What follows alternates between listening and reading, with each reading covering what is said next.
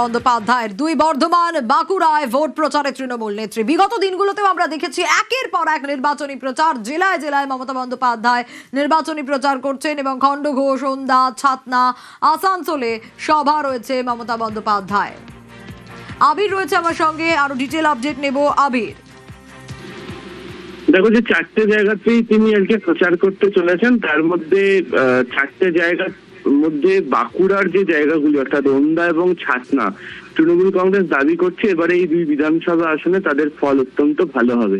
এবং যেহেতু বাঁকুড়ার মধ্যে আমরা দেখেছিলাম যে বাঁকুড়া লোকসভা তারা জিতে নেয় এবং বিষ্ণুপুর লোকসভাতেও তৃণমূল কংগ্রেস 2024-এ ভালো ফল করেছিল, স্বল্প ভোটের ব্যবধানে তারা হেরে যায়।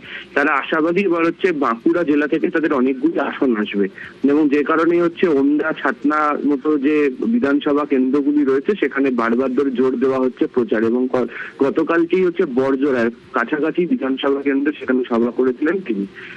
খণ্ডঘোষ যে বিধানসভা, পূর্ব বর্ধমানে তৃণমূল কংগ্রেসের ফল অত্যন্ত ভালো। আবার লোকসভার হিসাবে এই খণ্ডঘোষ একদম বিষ্ণুপুর লোকসভার সঙ্গে সংযুক্ত হয়ে থাকে, সেই জায়গাতেও এদের ফল ভালো রয়েছে। যদি এই কেন্দ্রে যিনি প্রার্থী হয়েছেন তাকে নিয়ে প্রথম দিকে স্থানীয় স্তরে কিছু সমস্যার কথা শোনা গিয়েছিল, পরে সেটি তৃণমূলের তরফ থেকে বৈঠক করে ঠিক করা হয়। ফলে এই জায়গাতেও প্রচারের ক্ষেত্রে তৃণমূল কংগ্রেস তাদের জয় তুলে আনতে চায়। তবে আজকে প্রচারের ক্ষেত্রে মূল আকর্ষণের জায়গা হচ্ছে আসানসোল উত্তর এবং আসানসোল দক্ষিণ বিধানসভা কেন্দ্রে, যেখানে মলয় ঘটক এবং তাপস বন্দ্যোপাধ্যায় সমর্থনে মমতা বন্দ্যোপাধ্যায় সভা করতে চলেছেন। এর মধ্যে যে আসানসোল উত্তরের যে আসন, সেখানে মলয় ঘটক যেখান থেকে প্রতিদ্বন্দ্বিতা করছেন, সেখানে প্রচুর নাম এসআইআর এর কারণে বাদ গিয়েছে এবং সেখানে ভিন্ন ভাষাভাষী মানুষও বসবাস করেন। এবং তাপস বন্দ্যোপাধ্যায় তিনি রাজীগঞ্জে ছিলেন, তাকে নিয়ে আসা হয়েছে। অগ্নিমিত্রা পালের বিরুদ্ধে তিনি লড়াই করছেন, এর আগেও তিনি এখান থেকে দীর্ঘদিন ধরে পরিচিত, তিনি এখানকার নেতা।